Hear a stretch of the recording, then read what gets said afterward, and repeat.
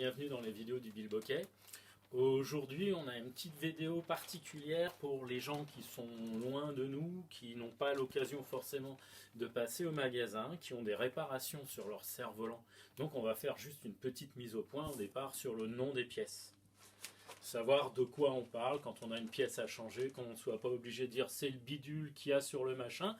Là, on va essayer de vous donner un petit glossaire sympathique et facile.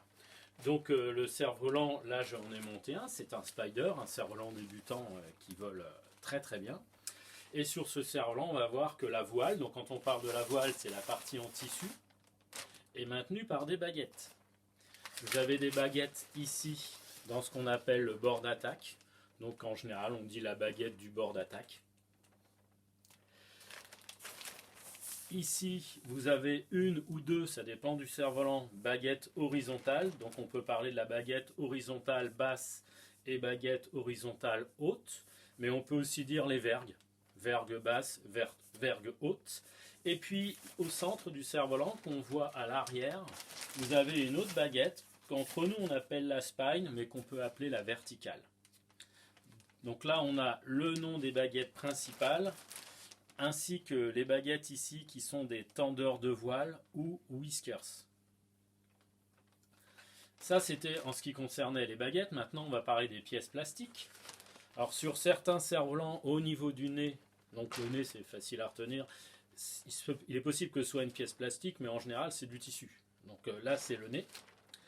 Ici, vous avez les jonctions, qui permettent de raccorder la baguette du bord d'attaque avec les baguettes horizontales. La pièce est plus ou moins grande. De chaque côté de la jonction, vous pouvez remarquer des petits clips. Alors à vérifier de temps en temps, les petits clips doivent être collés. Ils doivent être fixes. Ça évite que la jonction se balade sur la baguette du bord d'attaque. Et donc, si elles ne sont plus collées, vous la remettez en place et vous mettez juste une petite goutte de cyanolite une fois que la pièce est en place sur le côté.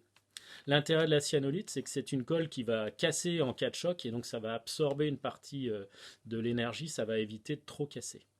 Donc ces pièces-là, souvent se décollent à cause de chocs multiples. Il est bon de les recoller au bon endroit.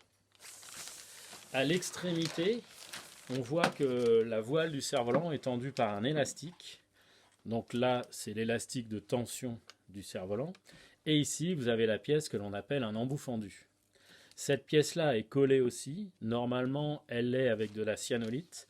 Si vous avez besoin de la décoller, vous pouvez prendre soit une clé à molette et en donnant des coups secs sur la pièce, ça va casser la colle et la pièce va partir. Il faut faire attention, elle peut voler assez loin.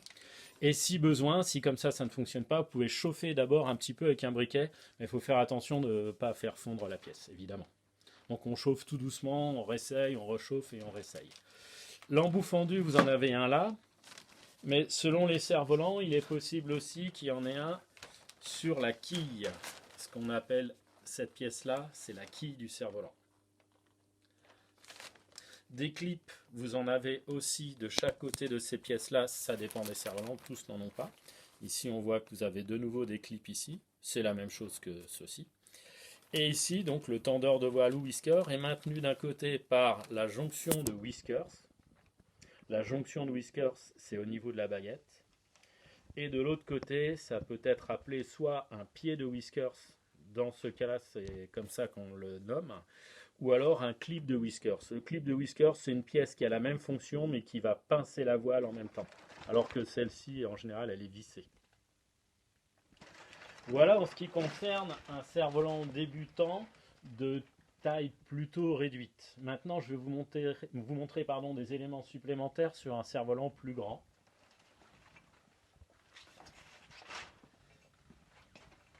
Donc on en profite pour vous montrer le mantra que je suis allé essayer dans des conditions de vent un petit peu difficiles.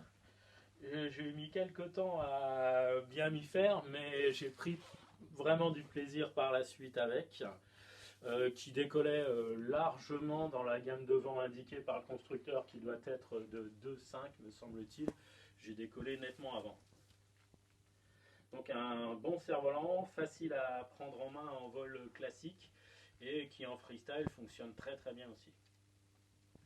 Donc ce qui est important à savoir sur ces cerfs-volants là, c'est que la baguette du bord d'attaque est trop longue pour qu'on la garde en une seule pièce.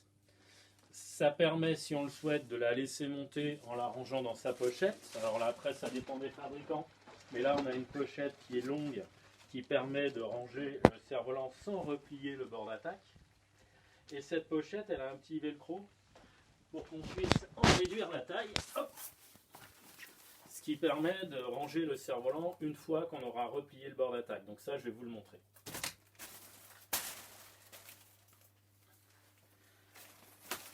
Alors sur ce cerf-volant là, nous avons toujours un embout fendu, mais ce n'est pas un élastique. On a un tendeur mécanique non élastique comme ça, que je vais décrocher. Donc c'est ce fil noir là.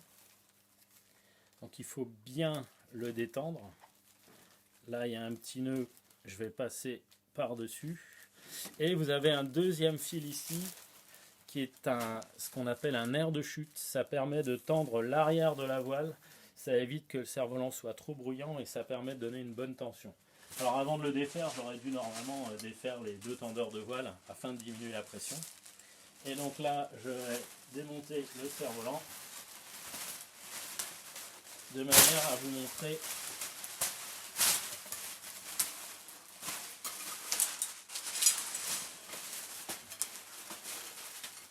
Alors pour ceux qui râlent parce qu'il faut monter ou démonter les cerfs-volants, vous voyez que c'est pas très long. J'en profite d'ailleurs, tiens, pour vous montrer comment je les range moi. Juste avant de vous montrer le pliage, j'ai placé toutes les pièces mobiles à l'extérieur. Je vais rentrer les tendeurs de voile, chacun de son côté, hop là, dans le pli de la voile.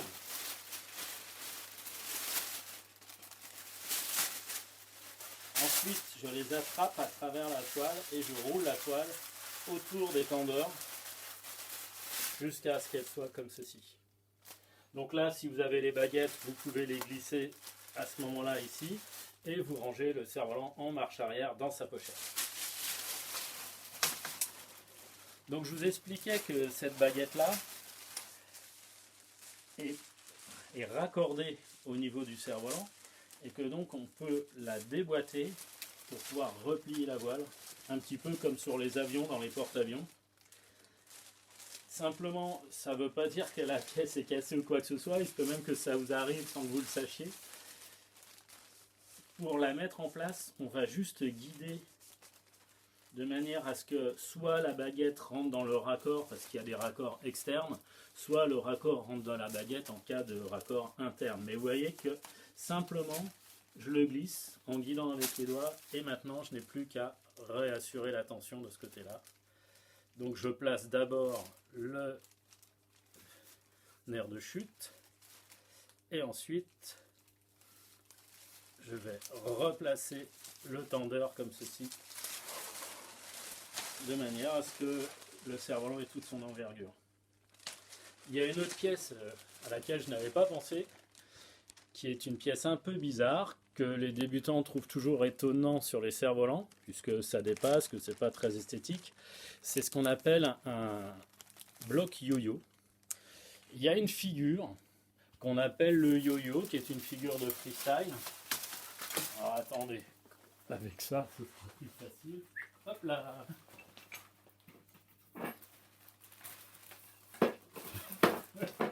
Il s'est emmêlé.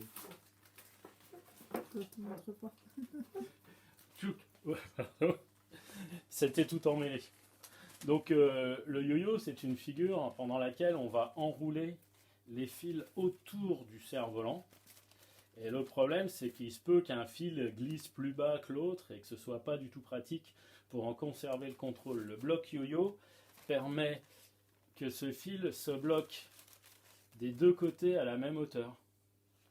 Et donc du coup, le fil va venir prendre appui à ce niveau-là et vous aurez un équilibre parfait entre les deux côtés, ce qui permettra de continuer à faire des figures tout en étant en yo-yo.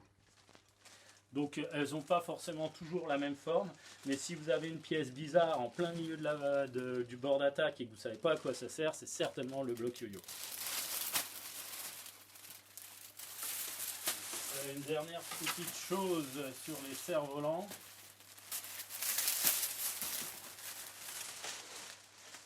souvent au bout de la baguette verticale ou spine, vous avez une petite protection à l'extrémité.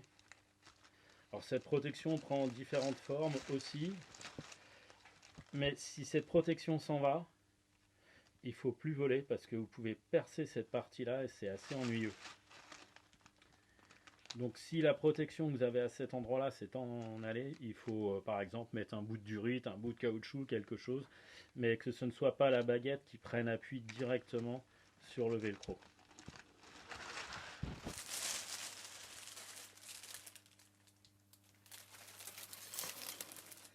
Vous avez aussi à cette extrémité-là sur la baguette, je vais vous le montrer aussi.